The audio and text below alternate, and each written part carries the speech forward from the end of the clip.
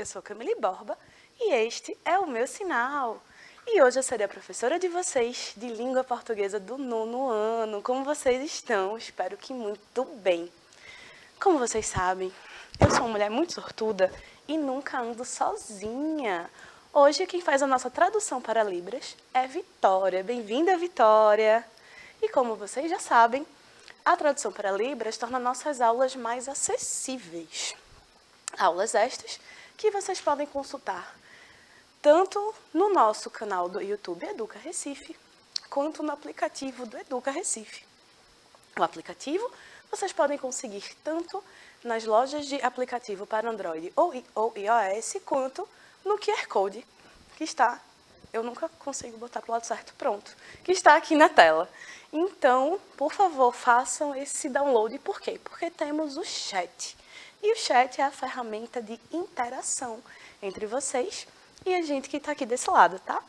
Ainda pensando em acessibilidade, eu vou me autodescrever, tá certo? Eu sou uma mulher negra, de estatura mediana, cabelos cacheados, na altura dos ombros, que hoje estão soltos. Tenho olhos escuros, uso um óculos arredondado, hoje eu estou de calça jeans e uma blusa azul em frente à câmera, tá? E aí, a gente vai continuar aquela conversa de artigo de opinião, sobre o artigo de opinião. Né? Lembra, a gente já viu o que era, já vimos os tipos de argumento, a estrutura. A aula passada sobre artigo, a gente viu os tipos de argumento que a gente pode usar. E hoje a gente vai pensar em como produzir uma introdução e uma conclusão. Mas, como toda aula, a gente acaba precisando fazer o quê? Uma revisão, né? Então, antes de começarmos, vamos para a hora da revisão. E a gente vai ver o quê? A gente vai ver o que é um artigo de opinião, né? Que é um texto dissertativo argumentativo em que o autor apresenta seu ponto de vista sobre determinado tema. E por isso recebe esse nome. Por quê? Porque é a opinião do autor sobre um tema, tá certo? Geralmente, os artigos de opinião são veiculados nos meios de comunicação de massa, então televisão, rádio, jornais ou revistas, e abordam temas da atualidade. Lembrando para vocês o quê? Que mesmo que ele se chame artigo de opinião, a opinião ela deve estar atrelada aos argumentos, e a gente vai revisar os tipos de argumento aqui também, tá?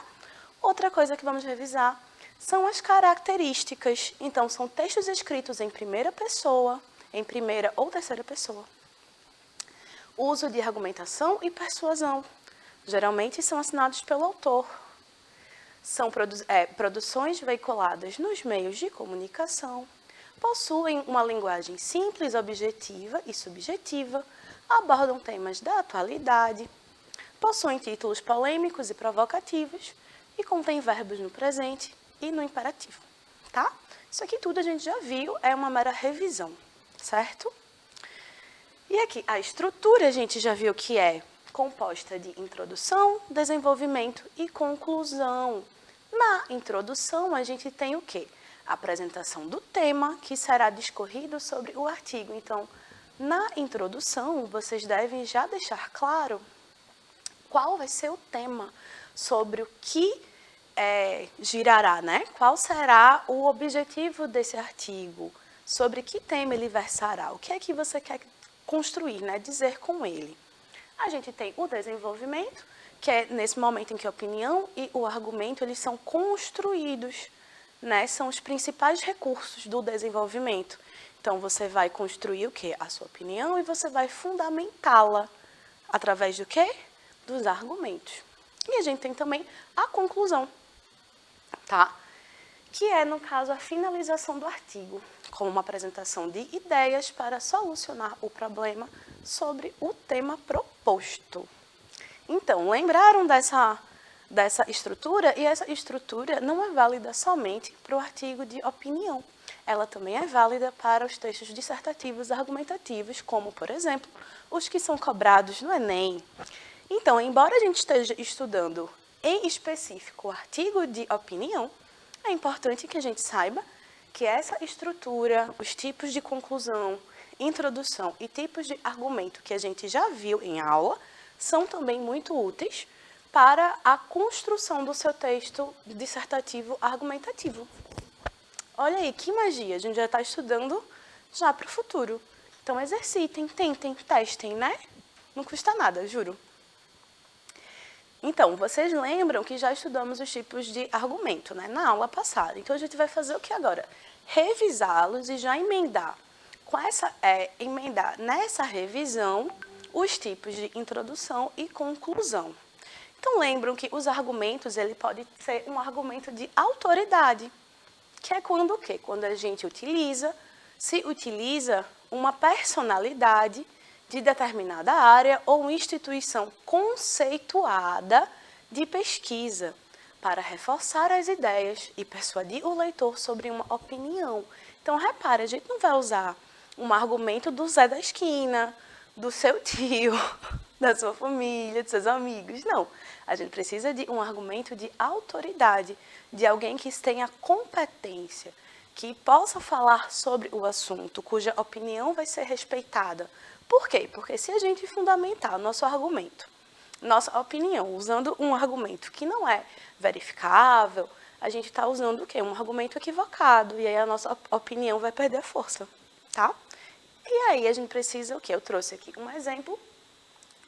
Segundo a pesquisa do Centro de Pesquisa em Macroeconomia das Desigualdades da Universidade de São Paulo, e aí a gente tem o que? A sigla, entre parênteses, 1% dos homens brancos ricos recebe mais do que todas as mulheres negras do Brasil. Então, veja, aqui a gente está falando sobre disparidade entre salários. Para isso, eu trouxe o quê? Um argumento de autoridade de uma entidade que estuda isso, que tem competência para falar sobre. Então, o meu argumento, a minha opinião, é melhor fundamentada. Mas atenção, viu? O argumento de autoridade deve ser inserido no texto ou por meio de citação direta ou citação indireta. Claro que nesse caso aqui eu fiz uma paráfrase, eu estou usando um dado, eu não estou citando diretamente. Mas caso eu queira usar uma citação, que inclusive é um método de introduzir também, vocês podem começar por uma citação e tal, a gente vai fazer ou por meio da citação direta, que é aquela em que se transcreve parte de uma obra com as palavras do autor. Quando usamos esse tipo de citação, devemos colocar entre parênteses o sobrenome do autor, o ano da publicação da obra e o número de páginas, tá? E a gente, quando fala da indireta, é aquela que se baseia em uma obra com nossas palavras. A depender do trabalho, vocês podem usar o sobrenome do autor e o ano. E aí a gente está falando mais de textos mais científicos, tá? No artigo de opinião, a citação indireta ela não exige tanto, tá? E a gente tem a segunda técnica de argumentação, que é a do argumento histórico, que é o próprio nome, já é quase autoexplicativo, né? Que utiliza como forma de comprovação uma série de acontecimentos e fatos históricos que remetem ao tema da discussão. Então, por exemplo, os problemas de desigualdade social no país nos remetem às práticas racistas herdadas pelas instituições e pela população desde o período escravista, com início no século XVI. Então, veja, eu estou falando sobre desigualdade social, eu estou atrelando esse fato ao racismo e eu estou localizando historicamente. Então, aqui eu estou usando um argumento histórico, uma argumentação histórica, é um dado, e é um dado verificável, né? Então, atentem-se também às aulas de história, porque podem ajudar vocês demais na escrita. A gente tem um argumento de exemplificação, que o nome também já deixa muito claro. A gente vai usar o quê? Exemplos. A gente vai fundamentar a nossa opinião através de exemplos. Então, pode apresentar, por exemplo, narrativas cotidianas para evidenciar um problema e assim ajudar na fundamentação do ponto de vista. Por exemplo, aqui, a violência contra a mulher pode ser percebida, em termos práticos, por exemplo, nas sucessivas agressões sofridas por Maria da Penha durante o seu casamento. Hoje, além dela ser uma ativista pela causa, tem seu nome designando a Lei de Proteção às Mulheres. Então, vejam aqui, o que foi que houve aqui? Eu trouxe um exemplo de vida para exemplificar. para tornar concreta a ideia. Então, eu acho que o exemplo ele funciona para isso, para trazer concretude para o argumento. E aí fica mais fácil da gente persuadir. A gente tem também a comparação, que faz um comparativo entre ideias distintas a fim de construir um ponto de vista, apontando semelhanças ou diferenças entre as noções comparadas. Então, eu tenho aqui, na Finlândia, as melhorias da educação passaram nos últimos 20 anos, pelo menos por uma sucessão de políticas voltadas para a valorização do professor e capacitação profissional. Já no Brasil, o piso nacional continua muito abaixo da média nacional e há um déficit na formação de boa parte dos profissionais. Então, observem que aqui houve uma comparação entre o caso da Finlândia e o caso do Brasil. E a gente pode fazer isso entre dois objetos distintos, né? Comparar ou por semelhança ou por diferença. Ou eu quero exaltar o que eles têm em comum ou como a situação é diferente. Tá? A gente tem a de causa e efeito, que é uma estratégia muito comum, uma estratégia argumentativa, já que nesse modelo você apresenta os motivos, os porquês, as razões de um determinado problema acontecer. E, em seguida, as consequências, resultados e desdobramentos. E agora a gente fez o quê? Já terminamos a revisão dos tipos de argumento. Claro que há toda uma outra série de técnicas argumentativas, mas aí a gente só tem meia horinha de aula, né? Então, como eu queria também trazer aqui a introdução e conclusão, vamos continuando aqui, né? Na introdução, vocês sabem que a gente tem que começar o quê? Abordar o tema, apresentar nosso ponto de vista, apresentar nossa tese, apresentar sobre o que o artigo vai, sobre o que ele vai se desenvolver, né? A mesma coisa em uma redação do Enem, por exemplo. Lá vocês vão ter o tema e aí vocês precisam, na introdução, já começar a discutir o que vocês vão, já apresentar o que vocês vão falar ao longo do texto, tá? E aí, um método de você começar uma introdução é através da citação. Lembram que eu disse? A citação ela pode ser muito útil. Claro que, gente, uma coisa, e aí eu vou pedir até para a gente voltar aqui para fazer um alerta para vocês mesmo. A citação que não é desenvolvida, isso eu falo para textos de Enem, tá? De redação. Se você somente insere uma citação e você não desenvolve essa citação vai contar como uma parte deslocada do texto. Isso pode prejudicar a nota de vocês.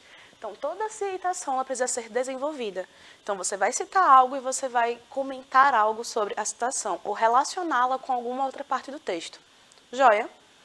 Esse modelo é útil quando o aluno conhece uma citação relevante sobre o assunto, pois serve como um gancho para o texto. Então, se vocês conhecem alguma citação, por exemplo, ser ou não ser, eis a questão, ou qualquer outra citação muito comum, vocês podem começar com elas e ir construindo a sua introdução em volta dessa citação, tá?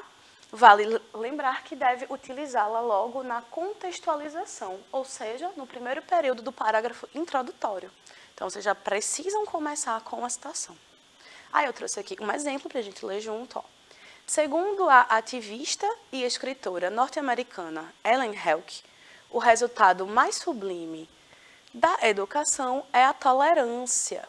No entanto, infelizmente, na atual conjuntura brasileira, esta se faz distante, principalmente no âmbito religioso, no qual ficam evidentes as várias manifestações de discursos de ódio. Nesse sentido, resta analisar a problemática para propor medidas capazes de minimizá-la.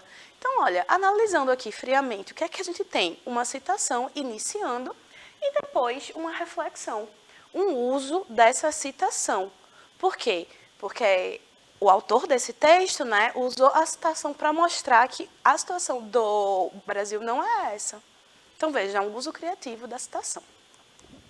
A gente tem também a conceituação, que é a introdução para a redação com conceituação, é uma das mais utilizadas. O objetivo é explicar um termo e demonstrar a importância dele para o tema. Para tornar as ideias mais claras, serve um exemplo baseado na proposta do Enem de 2022, 2020, gente, perdão. Estigmas associados às doenças mentais na sociedade brasileira. Então, veja, conceituação é uma técnica de você conceituar, dizer o que alguma coisa é. Tá? E isso vocês podem fazer sempre. Por exemplo, vocês podem dizer, segundo o dicionário, a felicidade é tarará, tarará, tarará. E aí vocês já podem começar. Às vezes é muito difícil a gente começar o texto, né? Parece que tem uma trava, assim, e nada sai. Então, você dominar alguma dessas técnicas facilita no começar o texto. E aí, depois que a gente começou, acho que fica até um pouco mais fácil a gente continuar, né? Então, ó, para a gente ver aqui um exemplo, ó, estigma é um termo utilizado para determinar qualquer tipo de marca ou preconceito culturalmente difundido que deprecia algo ou alguém. Então, veja, esse primeiro período, ele é um período de conceituação, né? Estou conceituando o que é estigma. E aí, no resto, eu vou seguir argumentando sobre isso, falando sobre isso, né? Então, ó, no tocante às doenças mentais, percebe-se que, no Brasil, isso se faz muito presente e representa um grande entrave para o tratamento daqueles que são acometidos por depressão e ansiedade. Portanto, urge, ou seja, é necessário urgência, né, que se discuta sobre o assunto para propor medidas capazes de reduzir o impasse. Perceberam? Então, eu trago uma conceituação e eu continuo refletindo sobre. Eu não estou somente jogando algo no ar, não.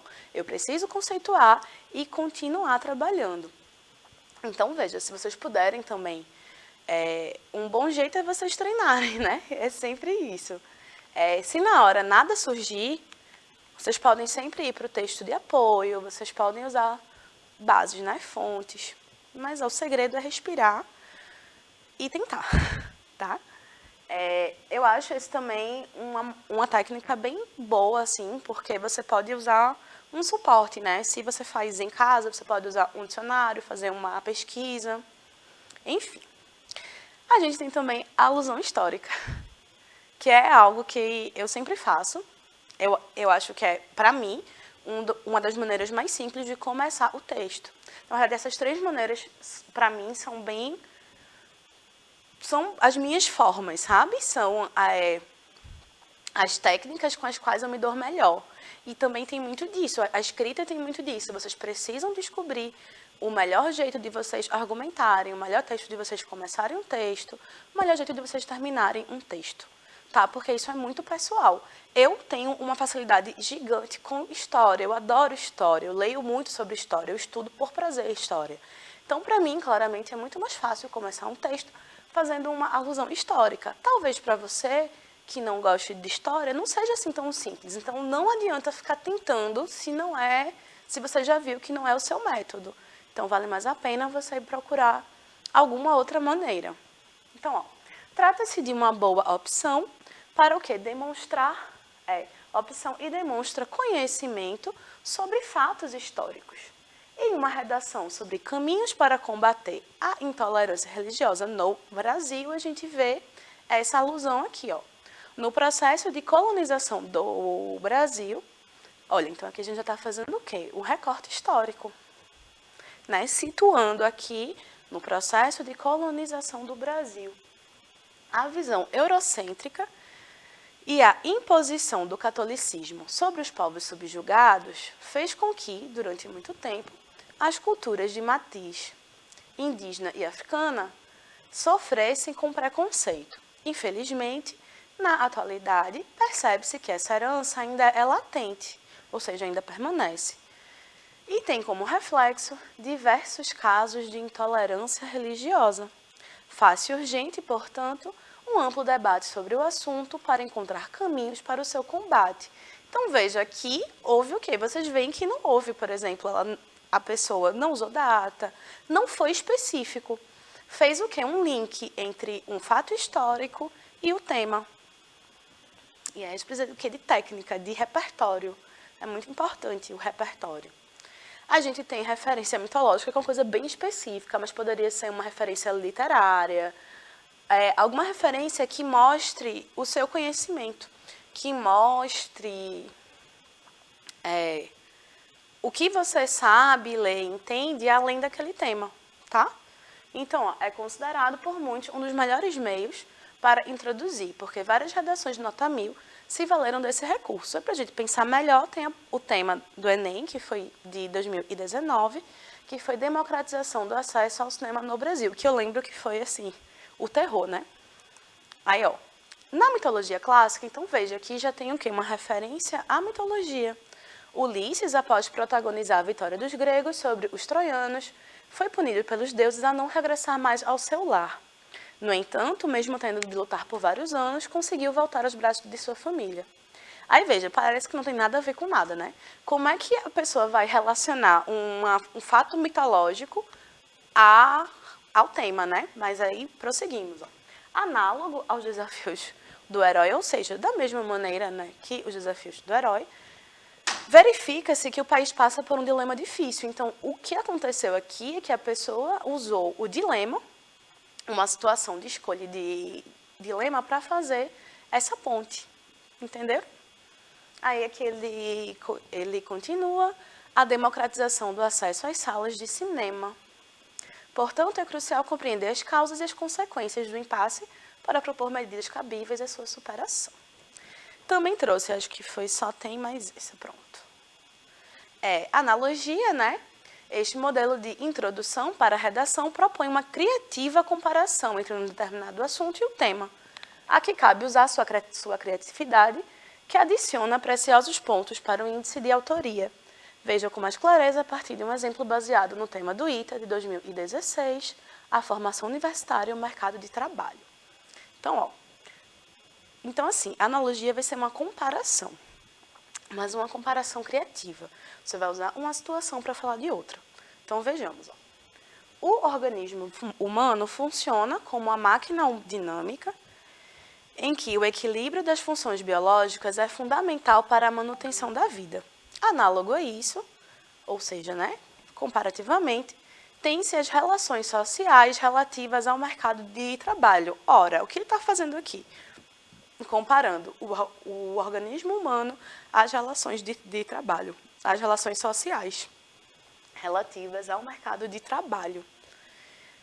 E a formação superior, uma vez que exige uma íntima correlação entre ambos, em que o primeiro precisa absorver o segundo para o equilíbrio. Nesse sentido, é permanente avaliar as condições atuais dessa dilemática no Brasil no século XXI. Então, aqui eles usam palavras um pouco mais complicadas para dizer que a gente precisa refletir, assim como uma máquina, o organismo humano funciona como uma máquina, as relações humanas de trabalho são semelhantes, né? Tem um funcionamento semelhante. E aí, bom, a gente encerra a parte das introduções. Eu deixei aqui esse slidezinho sobre coesão e coerência para a gente relembrar que a coesão está relacionada com a ligação entre frases, períodos e parágrafos, os conectivos. Então, as introduções, elas precisam estar coesas, conectadas com as outras partes do texto. Vocês precisam pensar que é um texto que a gente pode pensar como 3 partes que se ligam. E essas ligações precisam ser extremamente bem feitas. Já a coerência é aquela se refere às ideias, à progressão das ideias no texto, tá? E a conclusão? Vamos conhecer agora, no caso, 3 técnicas de como concluir, tá? A gente pode usar a dedução, que aí, nesse caso, você deve concluir a redação com a elaboração de um raciocínio decorrente dos argumentos apresentados no desenvolvimento do texto. O que isso quer dizer, com outras palavras, você fez a sua introdução. Você escolheu os seus argumentos, não foi? Foi. Então, agora, a sua conclusão é uma reflexão final, é uma dedução, é uma conclusão lógica daquilo que você já está falando. Então, ele precisa o quê? Ele não pode ficar deslocado do resto do texto. Então, vocês podem usar a dedução, nessa técnica da dedução. Há também a solução, que quando você vai propor uma solução, né? Agora chegou o momento de falar sobre a conclusão por solução, que é o tipo cobrado no Enem. Talvez você a conheça pelo nome de proposta de intervenção, né? De qualquer forma, esse tipo de conclusão não é nada mais do que a proposição de uma solução para o problema apresentado. E aqui a gente geralmente responde as 5 perguntas, né? Quem, como, por quê, Eita, gente, esqueci as outras. Mas acho que é para quê, onde você tem, assim, as perguntas que você precisa responder. Ah, eu proponho que se promulguem novas leis. É muito vago. Então, vocês podem, talvez, propor algo como: eu proponho que a Câmara de Deputados sancione uma lei que discuta, parará. Então, vocês têm que dar toda a condição para que a solução seja algo que possa ser colocado em prática, tá? E a gente tem, por fim, a síntese, que nada mais é do que um resumo. A conclusão por síntese retoma as ideias apresentadas ao longo do texto. Em outras palavras, trata-se de um resumo do que já foi discutido, com a finalidade de expor os principais pontos da produção e garantir total clareza sobre a ideia defendida. Para fazer uma boa síntese, você deve se limitar ao que foi apresentado na introdução e no desenvolvimento. Por quê? Porque a síntese vai ser realmente um resumo do que você já discutiu.